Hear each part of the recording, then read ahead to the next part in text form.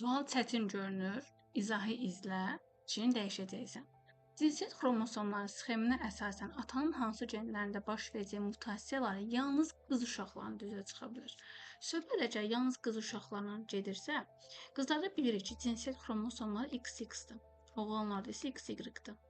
Yalnız qız uşaqlarının üzə çıxması üçün X hissəsinə biz baxmalıyıq. Yəni burada baş verən mutasiya X-də olmalıdır. Y-ə fikir verməməliyik. İndi mən baxıb görürəm ki, 1 həm X-də var, həm Y-də var. Deməli, mən bunu götürə bilmərəm. Həmçinin 3-ə baxıram, görürəm ki, 3 həm X-də var, həm Y-də var. Deməli, 3-ü də götürə bilmərəm.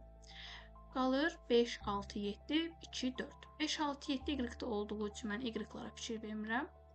Qalır X. X-də isə 2 və 4. Yəni, X xromosomunda 2 və 4-ü mutasiya baş versə, yalnız qız uşaqlarında üzə çıxa bilər. 2 ilə 4 düzgün cavabımız olacaq D variantı.